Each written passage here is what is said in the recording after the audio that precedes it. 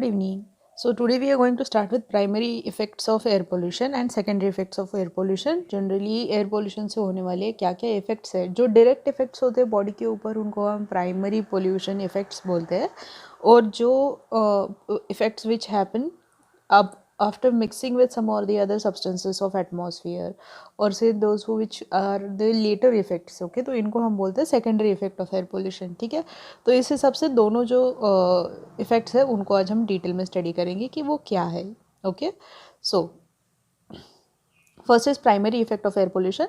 So carbon monoxide, मैंने आपको last time बताया था कि कार्बन मोनोऑक्साइड इज CO, यानी कि it combines with the haemoglobin और in our blood and it hampers the transport of oxygen within the body which leads to headache, drowsiness, dizziness, nausea etcetera. ठीक है, तो इसका मतलब क्या होता है कि जो हमारे बॉडी में हीमोग्लोबिन है which is present on the RBC. RBC is red blood corpuscles. तो रेड ब्लड कॉर्पस्कल्स के ऊपर जो हीमोग्लोबिन है ये प्रोटीन का काम क्या होता है, this protein it goes and attaches to the oxygen. Okay, जो ऑक्सीजन लंग्स में आ रहा है, हम ब्रीदिंग इन करने के थ्रू जो ऑक्सीजन अंदर लेते हैं, ये ऑक्सीजन को ये haemoglobin it acts like vehicle, एक कार के जैसा वो काम करता है. वो अपने ऊपर में 4 ऑक्सीजन बैठाता है और इनको लेके जाके वो बॉडी में जहाँ सेल को ज़रूरत है वहाँ पे उसको ट्रांसपोर्ट कराता है. ठीक है, so now why is oxygen required to our body. So oxygen जो है it is used in breaking down of glucose to produce energy. ठीक है, so to produce energy we require oxygen. तो ऑक्सीजन की ज़रूरत है. अब यहाँ पे क्या हो रहा है कि जब भी लंग्स में कार्बन मोनोऑक्साइड एंड ऑक्सीजन दोनों एक साथ आते हैं, तो जो हीमोग्लोबिन है इसके ऊपर कंबाइन करने के लिए जब वो जाता है लंग्स में हीमोग्लोबिन RBC के थ्रू, तब इंस्टेड ऑफ ऑक्सीजन वहाँ पे जाके बैठे, कार्बन मोनोऑक्साइड फट से उस पर जाके बैठ जाता है और वो परमानेंट बॉन्ड करता है. ये मैंने आपको लास्ट टाइम एक्सप्लेन किया हुआ था, है ना. तो ये कॉम्पिटिटिव इनहिबिशन बोलते हैं इसको, यानी कि कंपटीशन करके कार्बन मोनोऑक्साइड उसमें आगे चला जाता है और वो अपनी जगह सिक्योर कर लेता है हीमोग्लोबिन के ऊपर. तो उसकी वजह से क्या होता है, बॉडी में ऑक्सीजन कम हो जाता है and as the oxygen reduces into our body then we will face certain kind of drowsiness, dizziness and other things, है ना. तो वो क्यों होगा, क्योंकि हमारे बॉडी में एनर्जी नहीं है. So we will have headache, we will have drowsiness, क्योंकि एनर्जी कम है तो फिर ड्राउजी हो जाएंगे. डिजीनेस होगा उसकी वजह से and nausea will be seen in to the people. Okay, so ये हो गया इसका प्राइमरी इफेक्ट.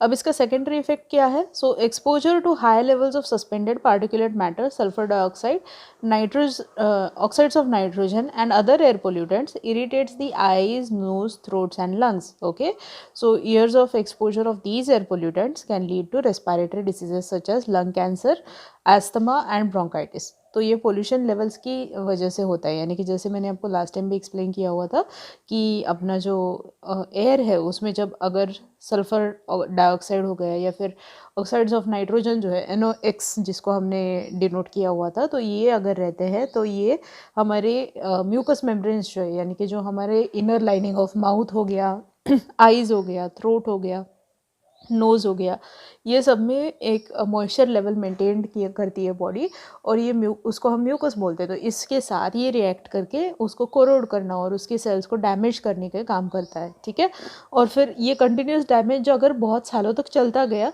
तो उसकी वजह से फिर लंग कैंसर या फिर एस्थमा एंड ब्रोंकाइटिस जैसे डिसीजेस लोगों में देखे जा सकते. Then we have secondary effects of air pollution, यानी कि एयर पोल्यूशन की वजह से लॉन्ग टर्म के इफेक्ट या फिर कॉम्बिनेशन के इफेक्ट्स जो है उनको हम सेकेंडरी इफेक्ट्स बोलते हैं. ठीक है, तो सबसे पहला है photochemical smog. So here you can C a image of a city और वो पूरा ब्लर दिखाई दे रहा है ना. तो ये ब्लर क्यों दिखाई दे रहा है, दिस इज़ बिकॉज यहाँ पे जो है ये एरिया में आप देख सकते हो, तो that is blur because of the presence of this smog. Okay, so now what is smog. Smog is smoke plus fog.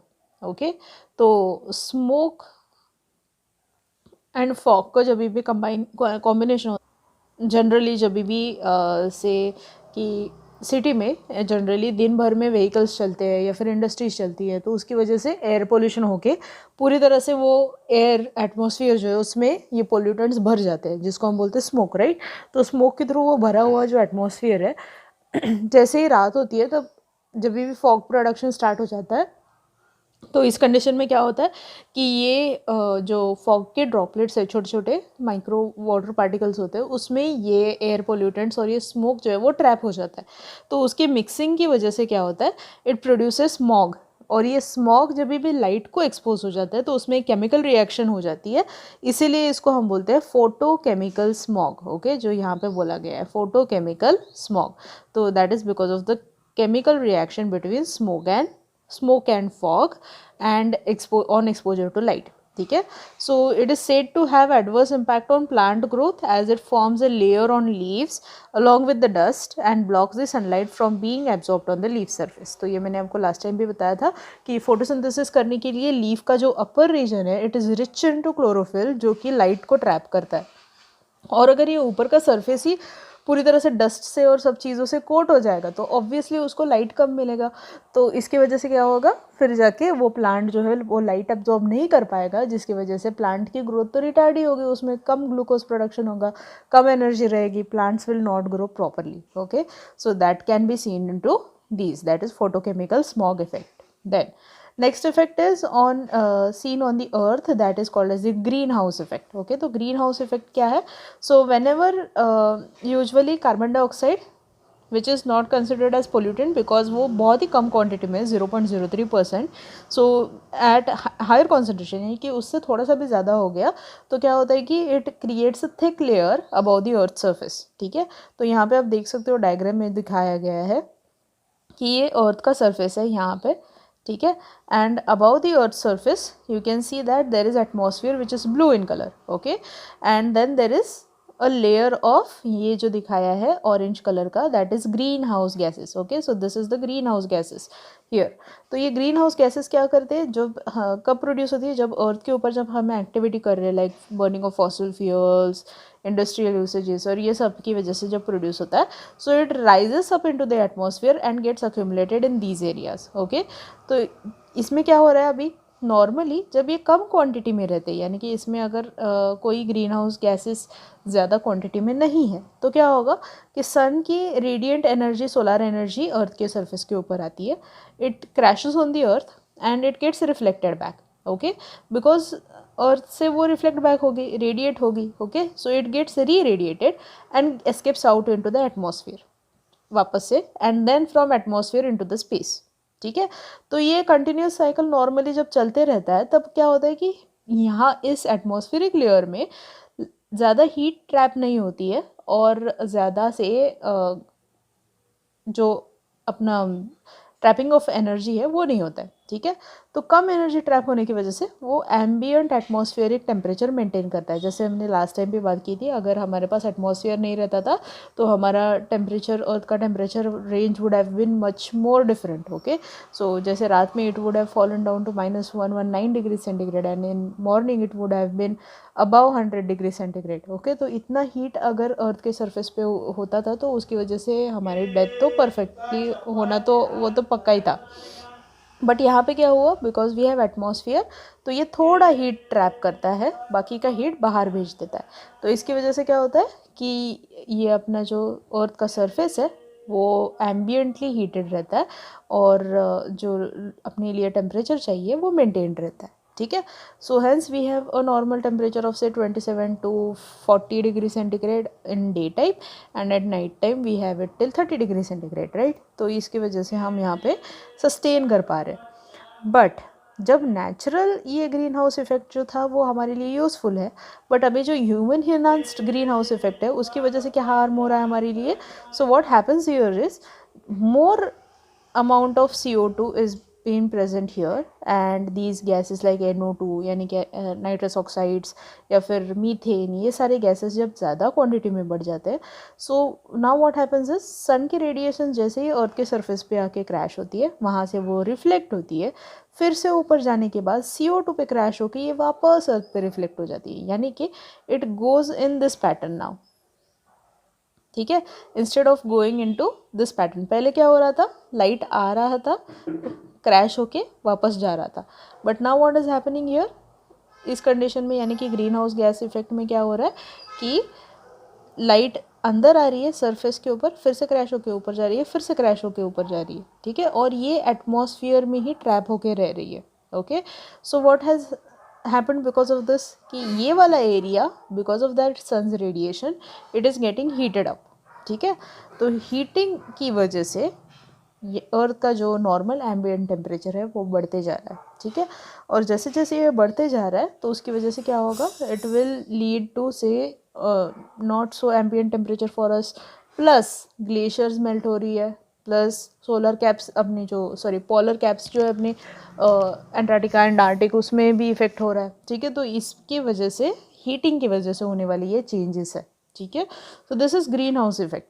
तो यहाँ पे क्या होता है कि CO2 acts like a mirror. तो ये मिरर करके अपनी लाइट की एनर्जी जो है या फिर सन की जो एनर्जी जो अंदर आ रही थी, instead of making it go out into the atmospheric space, it is trapping it into this area and increasing the temperature.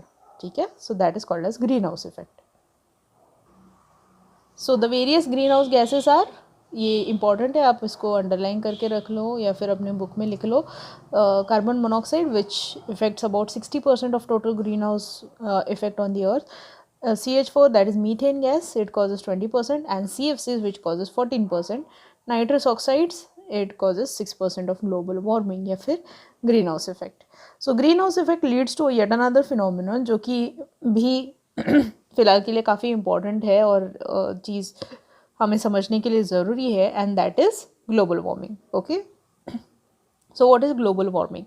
So global warming is increase in average global temperature due to increase in the amount of greenhouse gases on the atmosphere. तो जैसे ये हमने बात की थी कि अर्थ के ऊपर के एटमॉस्फेरिक टेम्परेचर ये सन की हीट ट्रैप होने की वजह से जो बढ़ रहा है, that will lead to what, global warming. Okay. So what has happened due to global warming? So there is 2 to 3 degrees rise in temperature. Now we say कि 2 से 3 डिग्री से क्या ही फ़र्क पड़ रहा होगा, है ना. But then imagine yourself into fever condition. जैसे हमारा normal body temperature is 37 degree centigrade. If it increases to even से 38.5 or something, then also we will feel a lot of heat produced into our body and we feel uneasy, right. तो 1 degree temperature shift से भी अगर हमें तकलीफ होती है, या फिर इवन अगर चंद्रपुर में तो हमें पता है कि द टेम्परेचर गोज टिल 47 और 48 degree centigrade into summer. Is it ambient for us to live? No, right. So अगर ये पूरा अर्थ के ऊपर होते रहा तो फिर ये ऐसे ही टेम्परेचर राइज होते जाएगा, फिर तो हम 50 के ऊपर आराम से चले जाएंगे, है ना. तो that is 2 to 3 degrees centigrade of increase into temperature is also very high, which has led to melting of the glaciers, ice caps of the polar region, and constantly causing floods into rivers, rise in the sea level, and changes in the cycle of the rain. तो इसकी वजह से पूरा ही अर्थ का जो cycle है वो पूरी तरह से डिस्टर्ब हो गया. Islands soon may be emerged under sea water if this keeps on continuously happening. Gangotri glaciers in Himalayas have started melting because of global warming. Now scientist also say कि इतना पुराना आइस एक्सपोज हो रहा है जो कि actually millions and millions of years before form हुआ था, वो ग्लोबल वार्मिंग की वजह से उसके ऊपर का जो लेयर्स थे वो पूरे मेल्ट होके नीचे के लेयर्स अभी एक्सपोज होना शुरू हो चुके हैं. So what are consequences they are given here. So ये आपको क्वेश्चन में आ सकता है, what are the consequences of global warming. So first is increase in to global temperature. So if the input of greenhouse gases will be continued, the Earth's global temperature will increase or rise. Increase in the sea level, global warming melts the polar ice caps which add on to the water of the oceans, and then obviously sea का वो जो water level है वो increase होते जाएगा. If the ice on the earth will melt, about 200 feet of water would be added on the surface of all oceans, and thus low-lying coastal areas like Shanghai, Kolkata, Bangkok, Dhaka, Venice will be इनअंडेटेड, यानी कि वो पूरे तरह से पानी में चले जाएंगे. ये सारे एरियाज गायब हो जाएंगे टोटली क्योंकि 200 फीट ऑफ वाटर राइज की वजह से. Then effect on agriculture. So grain production will be reduced. India's annual monsoon rains में even cease all together, and only third of the global forest will be swept away. Desert are likely to increase. तो ये क्यों होगा? क्योंकि पानी ही अगर water cycle से proper से नहीं चलेगी तो forest and everything will disappear. तो उसकी वजह से डेजर्टिफिकेशन सभी जगह पे होना शुरू हो जाएगा. Chances of hurricanes, cyclones and floods will be more because water cycles change हो गई है। तो एक ही बार instead of bringing rains into small packets it will come in all of a sudden, और साइक्लोन्स आ सकते हैं उसकी वजह से, हरिकेन्स आ सकते हैं उसकी वजह से, ठीक है। Then increased temperature and humidity caused by global warming will lead to spread of diseases like malaria, fileria, because these are vector borne diseases, and mosquitoes and everything, they breed very fast into warm and moist environmental conditions, so hence they will increase. Also incidences of respiratory and skin diseases will increase. Okay, so we are already seeing respiratory disease, covid is also a respiratory disease, तो उसकी वजह से भी spread जो है वो काफ़ी बढ़ गया है. Okay. Then phenomenon like acid rain may occur. So rainwater mixed with pollutants such as oxides of sulfur and nitrogen results into formation of sulfuric acid and nitric acid. We have talked about this last time. Here they have given a diagram also which shows the acid rains. Okay, so acid forming gases. How is acid rain formed? So acid forming gases and acid rain have been known to result in destruction of vegetation due to acidification of soil, जिसको हम बोलते हैं saline soil formation. Now if acid will start pouring in the form of rain on the earth, तो क्या होगा, obviously उसके through क्या होगा कि soil के अंदर के सारे जो nutrients है वो उसके अंदर रिएक्शन शुरू हो जाएंगे, उसमें लीचिंग हो जाएगा और फिर वो सॉइल जो है वो सलाइन हो जाएगा. ठीक है, it will leach the rocks and the soil and decay the limestone, marble and other things, and even building materials are damaged, and it causes damage to human respiratory system also. Now acid rain, it affects the structure and functioning of the leaves and spoil their waxy coating, which helps the leaves to save themselves from excessive water. तो ये अगर acid rain की वजह से क्या होगा कि उसका ऊपर का जो वैक्सी कोटिंग है लीफ के ऊपर, ऐसा जो शाइनी सरफेस दिखता है वो पूरी तरह से डिस्ट्रॉय हो जाता है, तो उसकी वजह से leaves they can not sustain into normal environmental condition. So it causes premature leaf fall and fruit fall. तो हमारे हाथ में कुछ भी नहीं आएगा, plants will have premature aging and they might die soon. Okay, so also here they have given a diagram which shows the acid rain formation. तो industry से SO2 and NOx निकलता है, जो कि कभी कभार ड्राई डिपोजिशन भी होता है, यानी कि थोड़ी डिस्टेंस तक ट्रैवल करेगा और फिर वो सेटल डाउन हो जाएगा सॉइल में. ठीक है, then after that it goes into the atmosphere, higher into the atmosphere, जहाँ पे क्लाउड्स बनना शुरू हो रहे हैं, और ये क्लाउड्स के वाटर के साथ कंबाइन होगा, और SO2 will combine to form H2SO4, NOx will combine to form HNO3, which are two very concentrated inorganic acids. Okay, तो ये जो है दोनों एसिड्स दे जैसे ही बारिश आएगी तो उसके साथ वो नीचे आ जाएंगे, और जैसे वो नीचे आएंगे तो वो पूरी तरह से सॉइल को डिस्ट्रॉय करेंगे, पानी के अंदर जाके पानी को वो एसिडिक बनाएंगे और सारी एरियाज़ को डेजर्टिफिकेशन में कन्वर्ट करना शुरू कर देंगे. एसिड पानी में मिक्स होने की वजह से पानी भी एसिडिक बन जाएगा, वहाँ के एनिमल्स भी मर जाएंगे. So these are the effects of the acid rain which are seen into the atmosphere.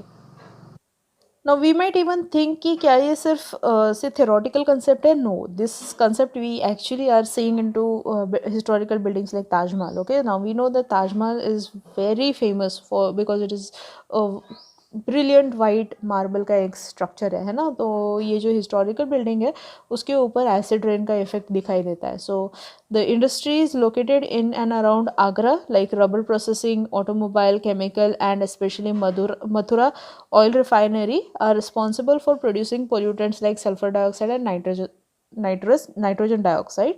These gases react with the water vapor present in the atmosphere, forming sulfuric acid and nitric acid.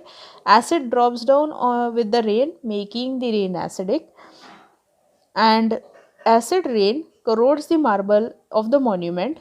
This process is known as marble cancer, that is suspended particulate matter such as soot particles emitted by the Mathura refinery has contributed towards the yellowing of the marble of Taj. Okay, so generally Taj Mahal को अगर आप देखते हो तो उसके ऊपर हमें blackish yellowish spots दिखना शुरू हो गए because of all of these pollutants which are present. इसके ऊपर आपको क्वेश्चन आता है थ्योरी में. ओके, सो आपको ये पता रहना ज़रूरी है. सो क्वेश्चंस लाइक आपको मोस्टली कॉम्पिटिटिव एग्जाम में क्वेश्चन आ सकता है कि कौन से ऑयल रिफाइनरी, तो मथुरा ऑयल रिफाइनरी, या फिर जाके which gases contribute to it. So it is SO2 and NOx, and why is the building getting corroded? Because of acid rains. तो ये कुछ चीज़ें आपको इसमें से याद रखनी है. Then next phenomenon is depletion of the ozone layer. So how ozone is depleting and how it has affected us. So CFCs, जैसे हमने इसके बारे में बात की थी, these are क्लोरोफ्लोरोकार्बन्स, या फिर इनको हम फ्रियॉन्स भी बोलते हैं. ठीक है, तो फ्रियॉन्स जो है, these are responsible for destruction of the ozone layer in the atmosphere. So ozone layer protects both plant and animal life on the earth by absorbing the harmful ultraviolet radiations which are present or produced by the sun. So how does it help is, generally अर्थ के surface के ऊपर अगर हम देखते हैं तो atmosphere के layers जो है वो अलग अलग लेयर्स है. जो सबसे पास में वो है ट्रोपोस्फियर. ट्रोपोस्फियर जहाँ से एंड होता है वहाँ से स्टार्ट होता है स्ट्रेटोस्फियर, और स्ट्रेटोस्फियर के ऊपर का लेयर इज़ ओजोन, और उसके ऊपर का जो एक और लेयर होता है इसको हम बोलते हैं आयोनोस्फियर. ठीक है, तो ऐसे इसके 4 लेयर्स है. तो इसमें से ओजोन लेयर जो है, जो कि ये थर्ड लेयर वाला रीजन है, सो थर्ड लेयर वाले रीजन में generally oxygen is present in the form of O3. ठीक है, जिसको हम बोलते हैं ओजोन. ठीक है, तो ये जो ओजोन है इसका फॉर्मेशन कैसे होता है कि ऑक्सीजन जो अर्थ के सरफेस के ऊपर ज़्यादा होता है तो वो उस ओजोन लेयर तक पहुंच जाता है, तो बहुत सारे O2 वहाँ पे प्रेजेंट होती है. ठीक है, तो क्या होता है कि ये जो बहुत सारे O2 वहाँ पे प्रेजेंट है वो इस लेयर में प्रेजेंट है. ठीक है, here they are suspended like this. और जब भी सन के थ्रू उसकी रेडिएंट एनर्जी आ रही है, यानी कि उसकी सनलाइट आ रही है, तो उसमें से एक और रे होता है, लाइट के अंदर एक और रे है जिसको हम बोलते हैं यूवी रेडिएशन, उसके साथ ही आ रहा है. ठीक है, तो ये जो यूवी रेडिएशन है that is ultraviolet radiation, ये जब भी आता है तो ये आके इस O2 के ऊपर बम्बार्ड होता है एंड इट ब्रेक्स इट और splits it into 2 molecules of oxygen. ठीक है, तो यहाँ पे O2 था, अभी उसका बन जाएगा O+O. ठीक है, अब ये जो एक सिंगल O है उसको बोलते हैं नेसेंट ऑक्सीजन. नेसेंट ऑक्सीजन जो है वो काफ़ी रिएक्टिव होता है और ये फटाफट जाके किसी से भी रिएक्शन कर लेता है. सो जैसे ही ये आके उस पर क्रैश हुआ तो 2 चीज़ें हो रही है, वहाँ पे ऑक्सीजन स्प्लिट हो गया और ये जो यूवी रेडिएशन आ रहा था वो वापस से रिफ्लेक्ट बैक होके बाहर चला जाएगा.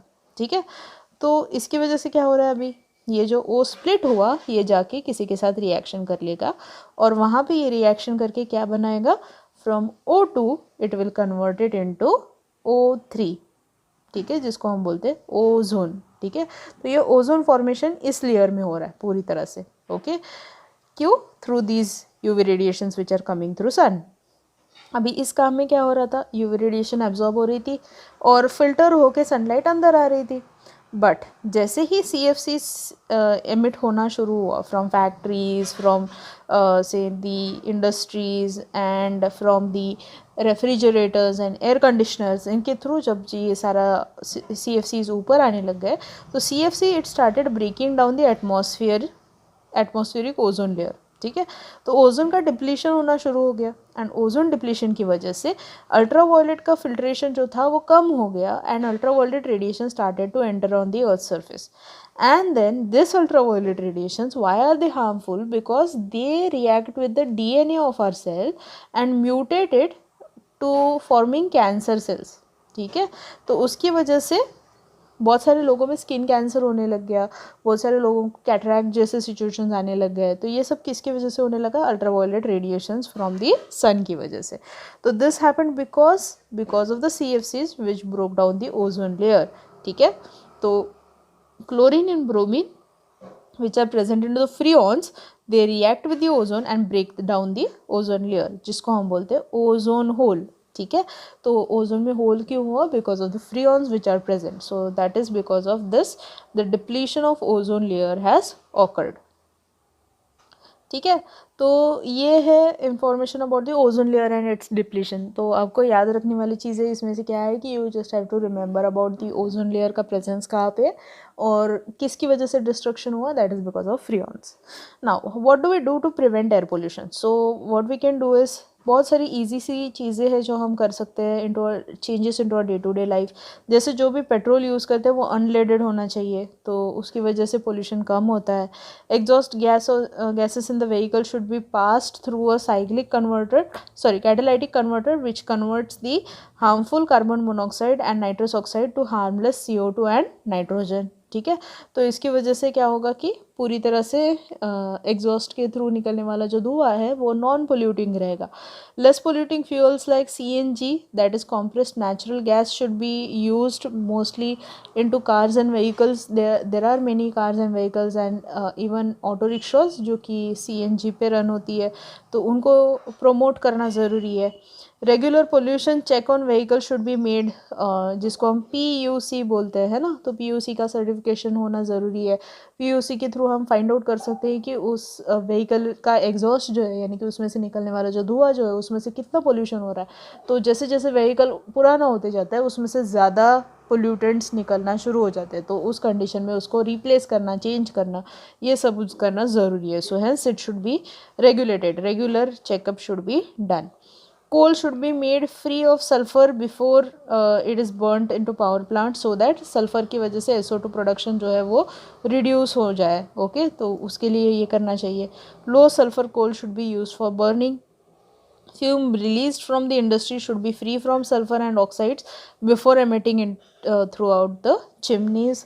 And development of less polluting energy sources such as solar energy or hydroelectric energy, nuclear energy should be encouraged. तो उसके थ्रू जो है वो एयर पोल्यूशन नहीं होता या फिर कम होता है, तो उनका यूज़ करना ज़रूरी है।